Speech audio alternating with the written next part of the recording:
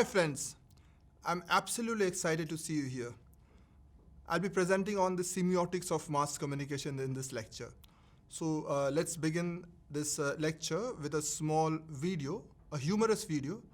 I'm not sure whether you would have seen that before, but it's important that we begin with this video.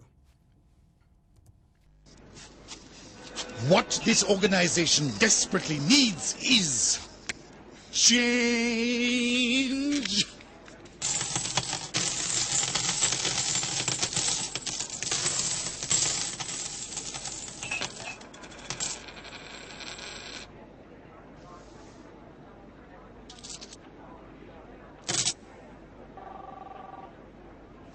Easily erasable.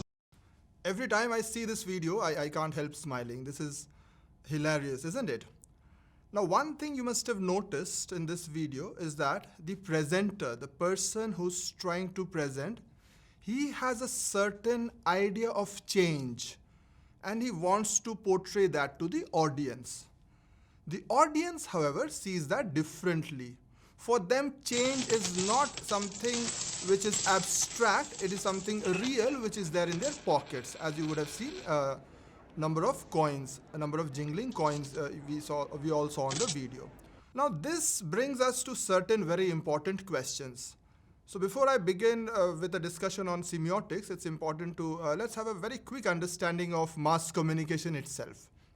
Now we have in mass communication what is known as a transmission model, where there is a source which has something to say, which is the message.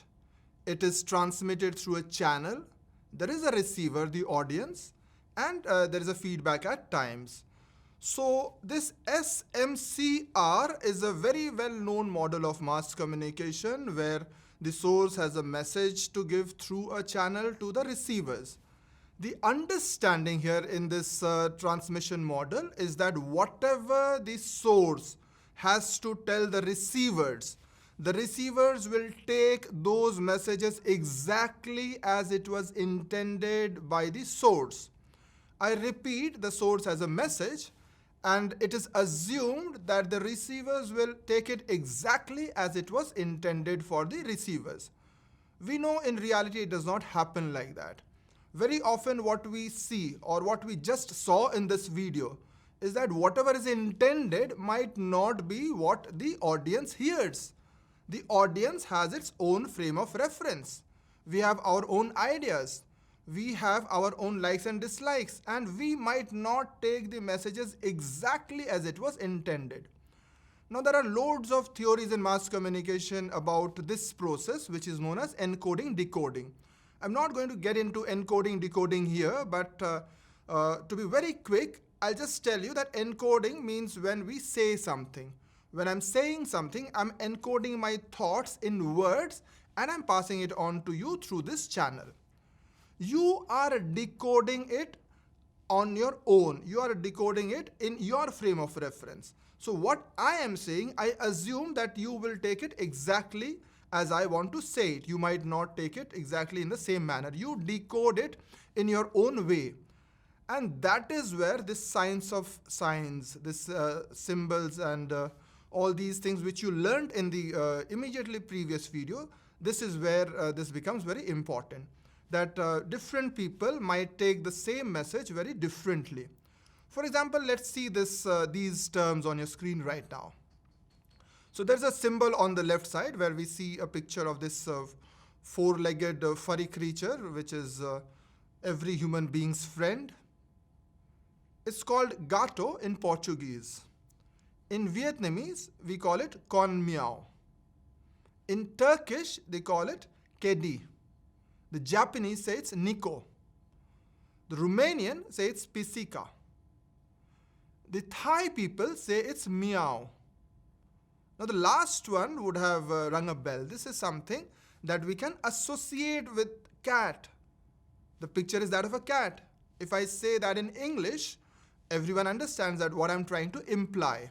So there is this shared understanding that these three words put together, C-A-T, means this animal.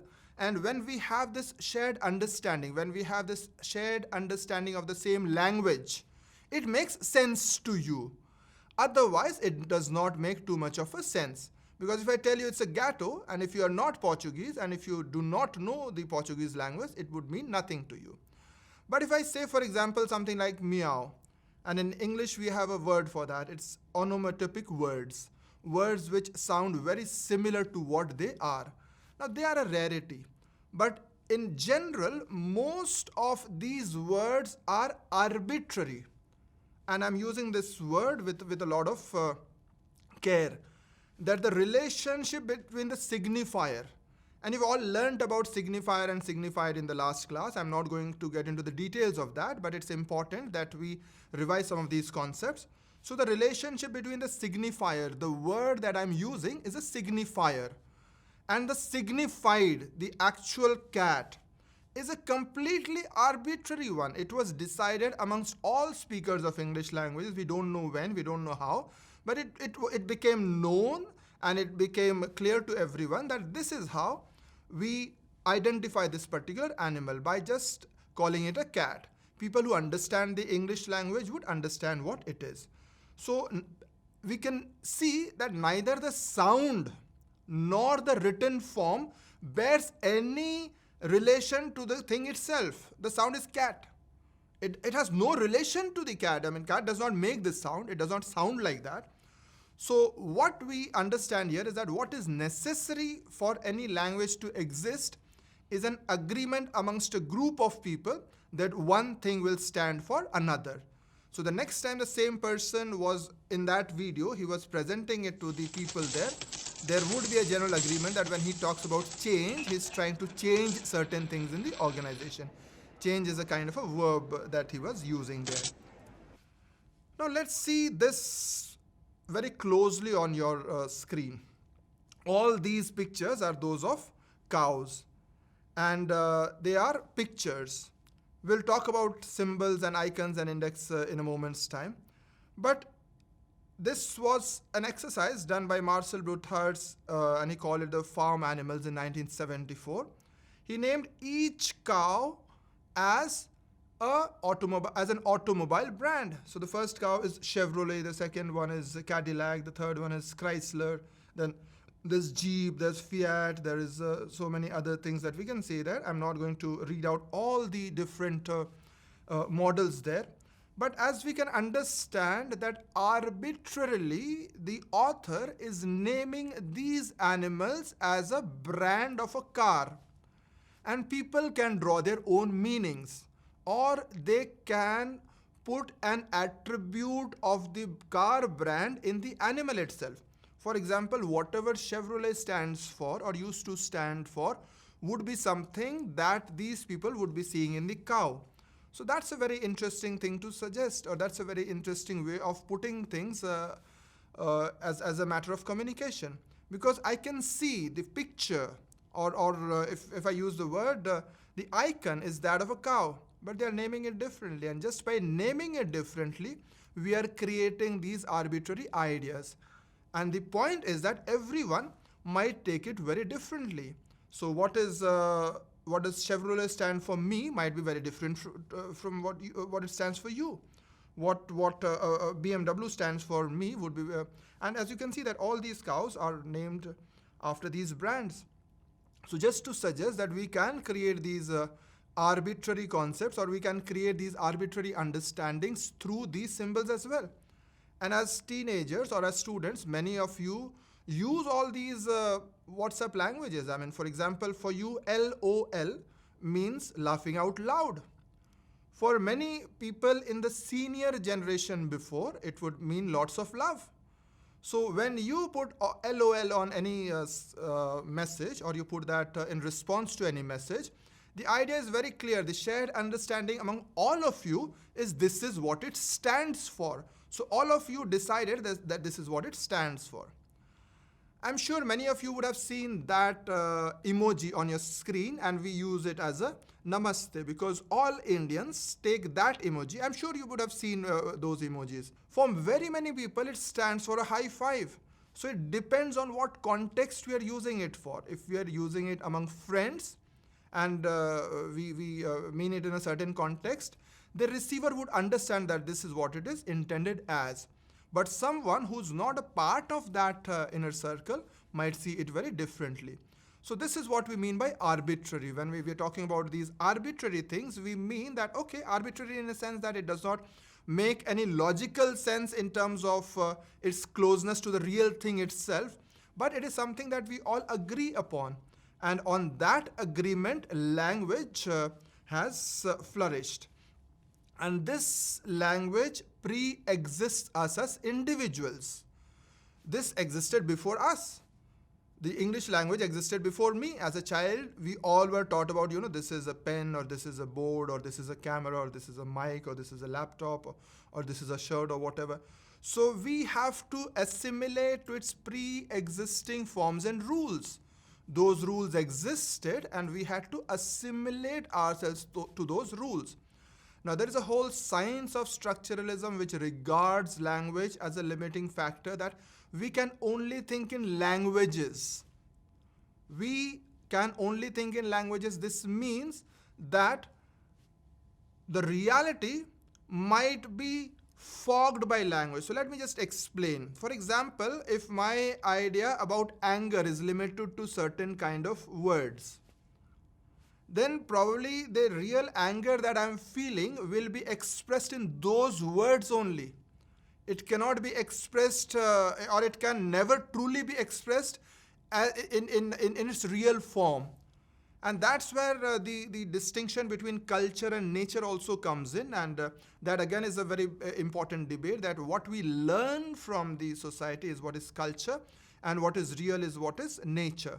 So we have to get ourselves assimilated to language itself, which we know is a social institution, in the sense that people agree to what are the contours of the languages, and what is it that should be what is it that should be dealt in a particular situation, how we talk to seniors in a particular situation. If we are among friends, what are the kind of words that we can use? So the same thing or the same particular object, when we are dealing with different people, we refer it to in different terms. So in informal terms, we might be referring it to it in a very, very different manner. But if we are talking to seniors, it will have to be in a very different tone. So what I'm suggesting here is that language is something that determines how we communicate, and the agreement between the community is very important about what to say, what not to say, how to say, and what will be its expected response. Again, there are different ways of the response itself, but we'll again get back to that in a later slide. So the world is internally structured along the lines of its languages. So in certain languages, certain things have more than one option. So in those languages, we can look at all the different intricacies, because the language allows those intricacies to be spelled out to people. For example, face itself, would mean in the Hindi language, there can be 10 or 12 ways of expression about the face itself. So our structure, our communication about face in the Hindi language would be different when I speak French, for example. So this is where by which individuals come to know social things. So this idea is very important, because this is where the whole idea of communications, signs, and people taking different meanings of those signs become important. According to Ferdinand de Saussure, I'm sure you heard about him in the last session, so I'm not going to talk about him any further here. According to him, language is divided into two parts: la langue, which is the individual speech act. The one that I'm speaking here is the la langue. And then there is the la parole, the structure of the language, the rules of the language itself. So the rules of the language exist. They are there. They are there as a natural thing. They are there as something which is very tangible. And we use those rules of the language, those rules of grammar, those rules of syntax, those rules of expression, to talk to people, to communicate with people. So whenever we speak, we are unconsciously applying the rules of the language system that we've learned. And this is not a natural thing. We are not born with the language. So somebody who's maybe an Indian child who's born in America, for example, he learns English faster because that's what is the culture, or in the term of, nature and culture that I was talking about. So when a person goes out into the society, this is where he learns about the rules of the languages. They pre-exist us. And when we speak, we unconsciously apply those rules. I'm not sitting here and thinking that, okay, first I will talk about the object, and then I'll talk about the verb, and then I'll talk about the subject, or in whatever combination. It is something that is coming to me naturally. But over the years of training in language, I have got used to what are the rules of the language, and when I speak, I apply it. At this point, I will go and talk about, let's do a very quick quiz, a very simple one. So very quick question. What is the transmission model of communication? The first choice, it is the SMCR model. The second choice is the feedback model. The third is the semiotic model. The fourth, it is same as the ritual model. I'm sure you know the answer. If you answered it was the SMCR model, it's correct. Congratulations. Welcome back, friends. So this is the Peircean model that you might have seen in the last lecture. We know that the sign is a unity of what is represented, which is the object. So if it is a pen, is the object. How it is represented, which is the representamen. So if I write down PEN, it is the representamen in the Peircean model. And how it is interpreted is the interprent.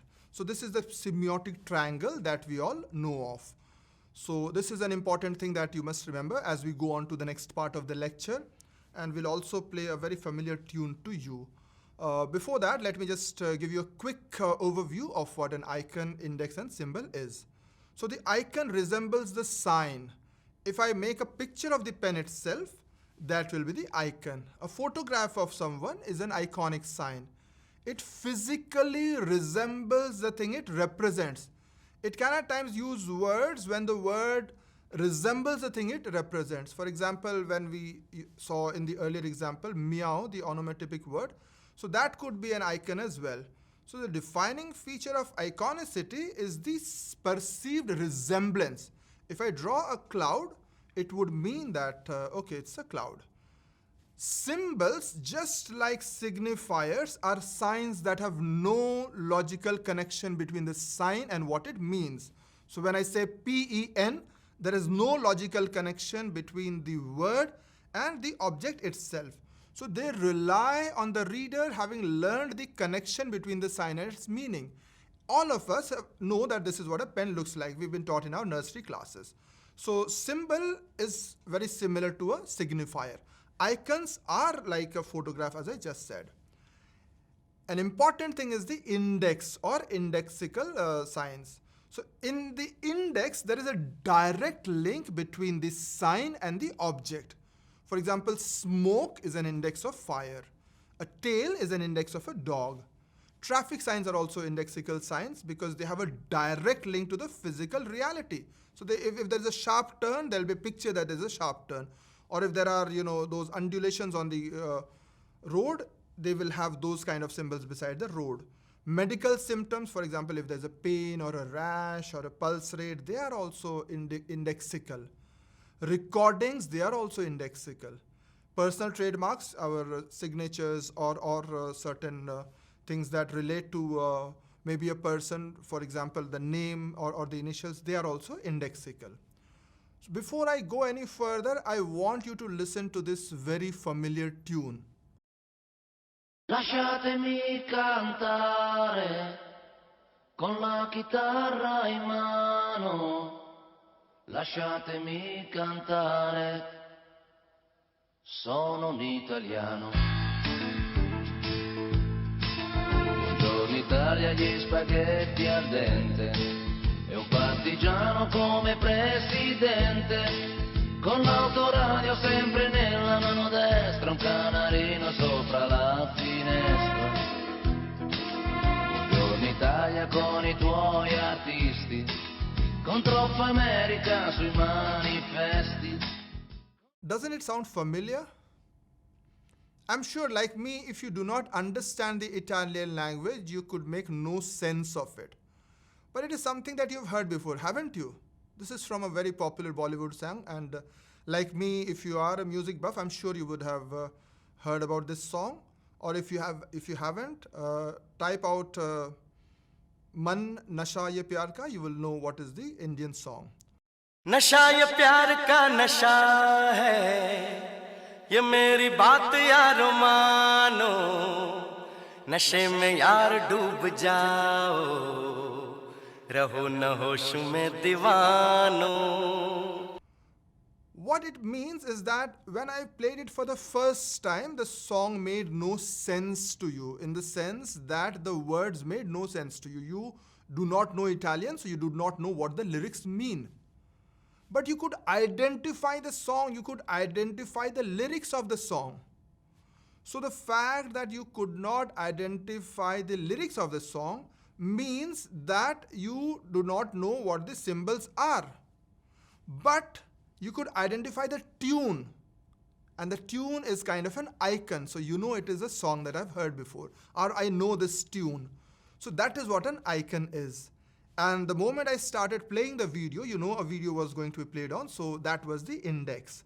So that is a very important thing to know, because in films and television, we use all these three forms. The icon, because there is sound and there is image, so these are icons.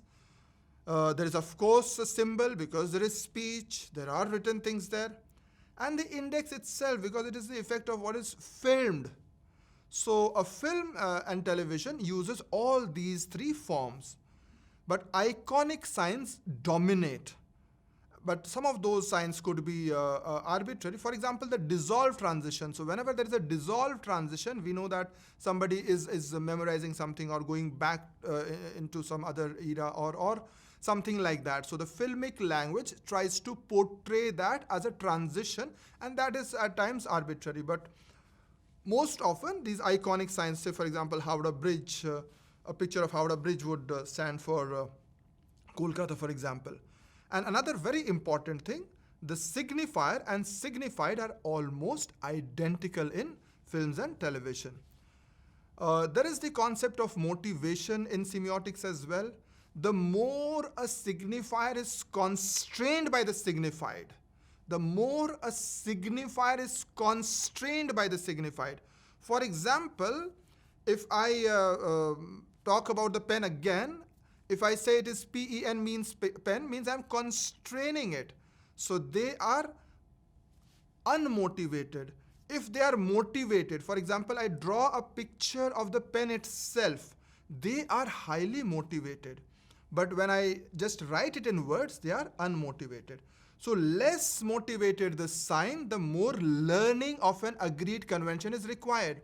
Let me repeat, if I just draw a picture of the pen itself, just by looking at the picture, you know it is a pen. So even if you have no learning, you're someone who has not been educated, or you're someone who has not been cultured in that sense, you're just with nature, you can just see that and you know that's a pen. But if it is an unmotivated sign, then you have to go through this learning process to know what it is, or you have to know the language of that particular era to know what it is. Time for another very quick quiz. So in films, generally, number one, signifier and signified are the same. Number two, signifier and signified are not the same. Number three, they are not concerned with signifiers. Number four, they are not bothered about signifieds. What do you think is the answer? I know you all gave the right answer. Signifier and signified are the same. So let's start with new things here. The first is paradigm. So paradigm is a set of associated signs which are all members of a defining category. So let me give you an example of garments. I could have worn a shirt, I could have worn a kurta, I could have worn a t-shirt. So all these different options that I have is kind of a paradigm. In films also you have the choice of different shots. In written communication you have choice of different vocabulary. So all those things are paradigms. You make a decision of which one to choose. I chose to wear this particular shirt. So that's the choice that I make in a paradigm. Syntagm, on the other hand, is an orderly combination of these interacting signs, and it forms a meaningful whole. I just put one after the other and I get a meaningful whole. I'm putting the words that I'm choosing and I'm putting it one after the other. That's a particular whole. I'm not wearing a hat or whatever, so there is a particular sequence in which I'm wearing my garment, so that is a particular whole, and it makes a different sense. So combinations are made within a framework of rules and conventions. So paradigm is the choice that you have, syntagm what you do with those choices, and that's what happens in communication on a regular basis. And I'm sure we've heard about the term metaphor, but this is very important in communication. When we substitute one word or image in a sequence for another, we transfer the characteristics of one object to another. For example, if I put in a picture of a tiger beside a motorcycle, we want to put on all the strength of the tiger onto the bike. Or when we see a woman taking care of a child, the metaphor is all about motherly love and all that. So this use of metaphor is very common in advertisements. But there's another term which is very similar to metaphor but different as well. So that's metonymy.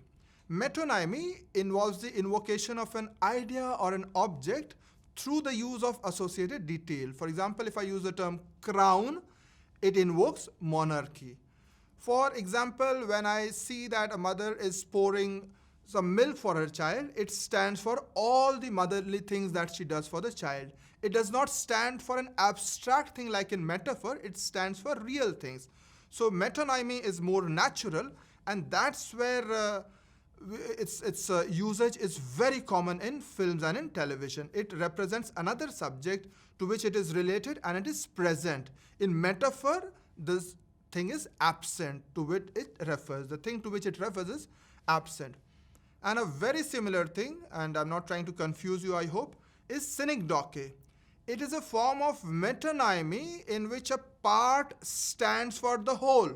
So when I say that I have 5 hands, I have 5 extra hands in my department, that does not mean that I just have hands, I have 5 extra people. So part stands for the whole.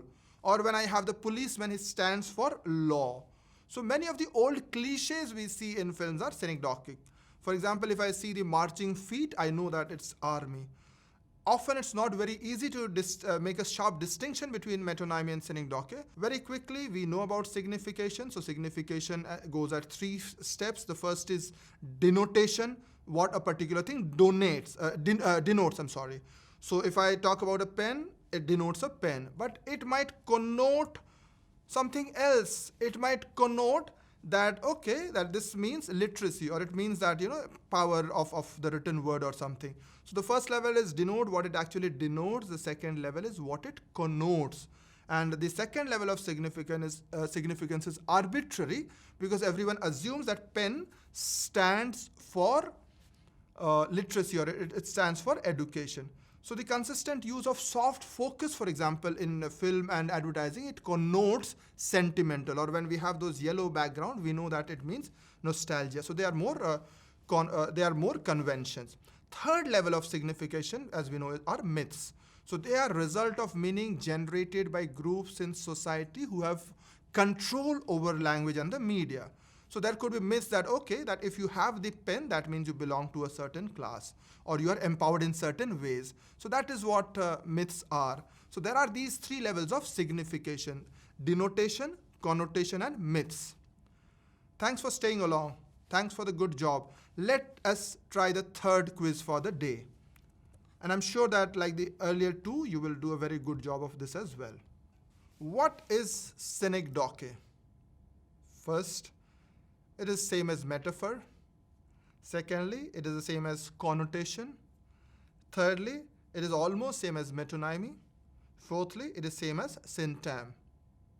I know you gave the right answer. It is the same as metonymy. Thanks, friends. I'll be back with another video in the next lecture. See you soon.